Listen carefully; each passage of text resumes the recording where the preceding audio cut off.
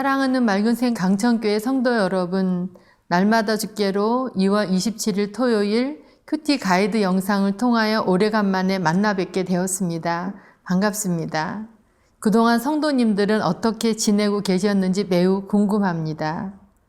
올겨울은 코로나 바이러스로 인한 환경적인 제한으로부터 오는 스트레스와 어려움뿐만 아니라 너무너무 추웠던 날씨와 그 어느 해보다도 많은 눈이 내리기도 하였던 것 같습니다. 벌써 겨울의 끝자락에 와 있게 되었네요. 이제 조금만 있으면 봄의 문턱에 다가와 있지 않을까 생각합니다.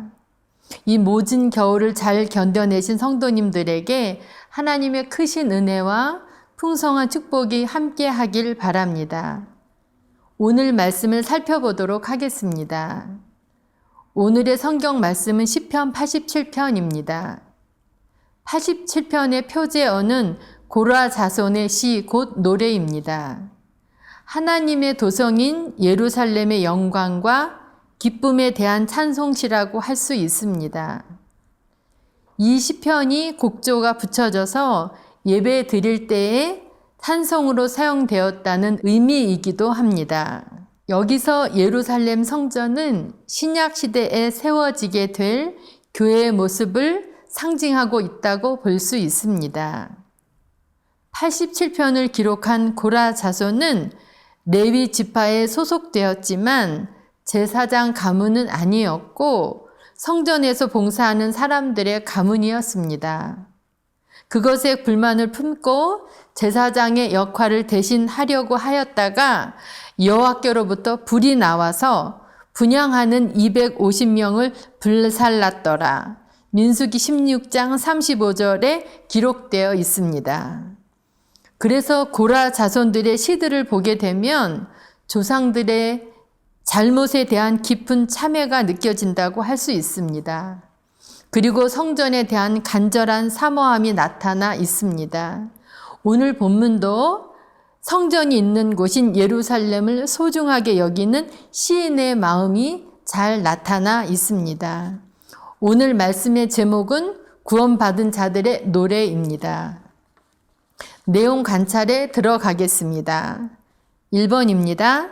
하나님의 터전이 세워진 곳은 어디입니까? 1절 말씀입니다. 그의 터전이 성산에 있으며, 여기서 터전은 기초를 뜻하고 있는데 그 기초는 하나님이 세우신 어떤 것, 곧 그분의 성소와 신정 왕국을 의미하는 것이라고 볼 수 있습니다. 그러나 이보다는 예루살렘을 암시하는 것 같으며 저자가 그의 마음속에 예루살렘에 건설된 하나님의 성전을 염두에 둔 표현이라고 볼 수 있습니다. 본시의 전체적인 문맥을 비추어 볼 때 이는 장차 예수 그리스도로 말미암아 세워질 교회를 암시한다고 할 수 있을 것 같습니다. 2번입니다. 하나님의 성인 시온을 향해 어떻게 말하고 있습니까? 3절 말씀입니다. 하나님의 성이여 너를 가리켜 영광스럽다 말하는 도다. 여기서 하나님의 성이란 성전을 가리키는 말입니다. 성전은 하나님께서 임재해 계시는 곳이므로 이 땅에서 성전만큼 영광스러운 곳은 없다는 것입니다. 모세가 처음으로 성막을 세웠을 때에 곧 구름이 그 위에 덮이면서 하나님의 영광이 그 안에 가득 차게 되었습니다. 성막은 성전의 모형이기 때문에 이는 성전의 영광이 어떤 것임을 잘 보여주는 일이기도 합니다. 그리고 신약 시대에 와서는 교회 자체가 그리스도의 몸이기 때문에 진실로 영광스럽다고 하지 않을 수 없습니다. 3번입니다. 회복된 시온이 어떤 곳으로 일컬음을 받게 됩니까? 5절 말씀입니다. 시온에 대하여 말하기를 이 사람 저 사람이 거기서 났다고 말하리니 지존자가 친히 시온을 세우리라 하는도다. 하나님께서는 선지자들을 통하여 시온의 영광을 계시하였습니다. 그 영광은 점차적으로 열방들에게로 확대되어 가며 심지어 과거 이스라엘 역사 속에서 이스라엘을 괴롭혔던 많은 열방들까지도 포함하고 있습니다. 시온은 시온성이 최종적인 구원의 근거지이며 더 나아가 지상적인 도시가 아니라 천상의 영역이라고 말하고 있습니다. 그리고 이곳에서 하나님을 영접하는 모든 민족들이 함께 어우러져 하나의 민족으로 형성되며 이전에 이스라엘과 맺었던 언약이 온전히 성취된다는 사실을 보여주고 있습니다.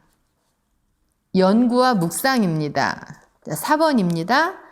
하나님의 거룩한 성이 어떤 영화를 열방에 끼치게 되는지 살펴보고 하나님의 열방을 향하신 마음을 묵상해 봅시다. 4절에서 7절 말씀입니다. 하나님의 구원 계획은 매우 철저하게 섭리적으로 진행되어진다는 사실을 확인하게 됩니다. 그러므로 하나님의 자비로운 구원 사역에 대해 감사하며 온전히 영광을 돌려야 할 것입니다. 우리는 하나님의 백성의 진정한 기쁨은 오직 하나님으로부터 부여받은 구원임을 다시 한번 절감하게 됩니다. 시인은 실제로 예루살렘에 모인 하나님의 백성들이 즐거워하는 모습을 구체적으로 묘사하고 있습니다. 시온에 들어온 모든 민족은 최상의 기쁨을 맛보며 더할 나위 없는 만족의 상태를 즐기게 된다는 것입니다. 왜냐하면 시온은 하나님의 사랑으로 인한 통치가 시행되고 있기 때문입니다.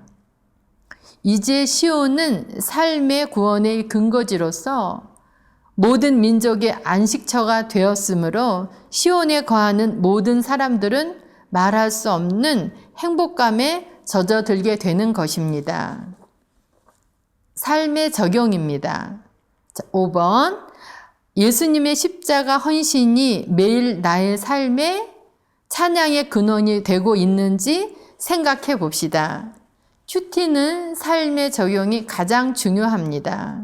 하나님의 백성의 진정한 기쁨은 오직 하나님으로부터 부여받은 구원임을 말씀을 통하여 깊은 교훈이 되었습니다. 십자가와 부활을 통한 감격을 가지고 오늘도 하나님을 찬양하며 영광 돌려 승리하는 복된 하루 되시기 바랍니다. 기도하겠습니다. 사랑하는 하나님 아버지, 시편 87편의 말씀을 통하여 고라 자손의 불순종으로 인한 가슴 아픈 사연을 듣게 되었습니다. 조상들의 잘못을 깊이 참회하는 심정으로 성전에 대한 간절한 사모함이 있고 성전인 예루살렘을 소중히 여기는 마음을 느낄 수 있게 되었습니다.